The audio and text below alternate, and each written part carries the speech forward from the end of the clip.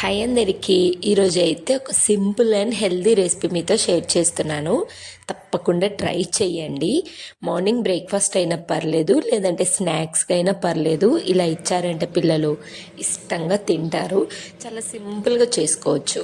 ఇప్పుడు వింటర్ కాబట్టి ఎక్కడ చూసినా ఈ బ్రాకోలీ చాలా ఫ్రెష్గా దొరుకుతాయి.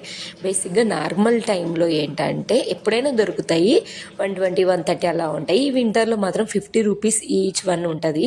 చాలా హెల్త్ బెనిఫిట్స్ ఉంటాయి బ్రాకోలీలో. ఏంటంటే బ్రాకోలీ అస్సలు తినరండి.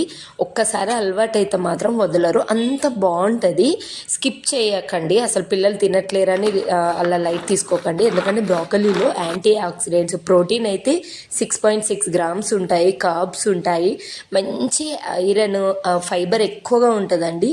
మంత్లీ అట్లీస్ట్ 1 టైం అని ఇవ్వడానికి ట్రై చేయండి. ఇక్కడ బెస్ట్ కాంబినేషన్గా స్వీట్ పొటాటో బాయిల్ చేసి పీల్ ఆఫ్ చేసి మ్యాష్ చేసుకున్నాను. బ్రాకోలీని హాట్ వాటర్ నుంచి తీసి సన్నగా చాప్ చేసుకున్నాను. సో ఈ రెండింటిని కలిపేసి మ్యాష్ చేసుకొని బేసిక్ స్పైసెస్, ఎక్కువగా మనం మసాలాలు, చాట్ మసాలా, నార్మల్ మసాలా, ధనియా పౌడర్ అవి ఏం అవసరం లేదు. Salt, organo, red chilli flax అంతే.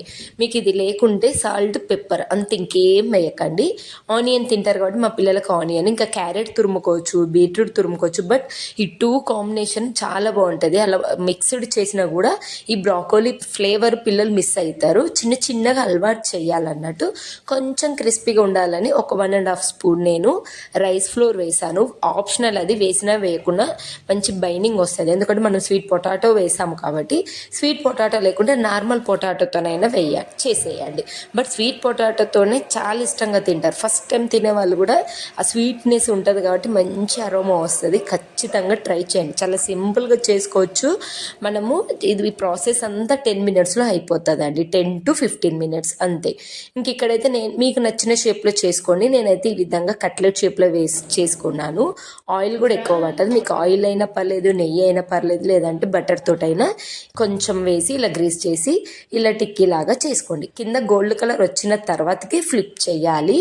నెక్స్ట్ గోల్డ్ కలర్ ఈజీగా వచ్చేస్తుంది. చాలా బాగుంటుంది. తింటుంటే పిల్లలు కూడా ఇష్టంగా తింటారు. నేనైతే మా పిల్లలకి, మా పెద్ద బాబుకి అయితే స్నాక్స్ లాగా పెట్టాను. చిన్న బాబుకి అయితే నేను బ్రేక్ఫాస్ట్ లాగా, హాఫ్ డే స్కూల్ కాబట్టి తనకి ఈ విధంగా పెట్టి ఒక నువ్వుల లడ్డు అలా పెట్టేశాను. ఇష్టంగా తింటారు. మస్ట్ ట్రై రెసిపీ అండి.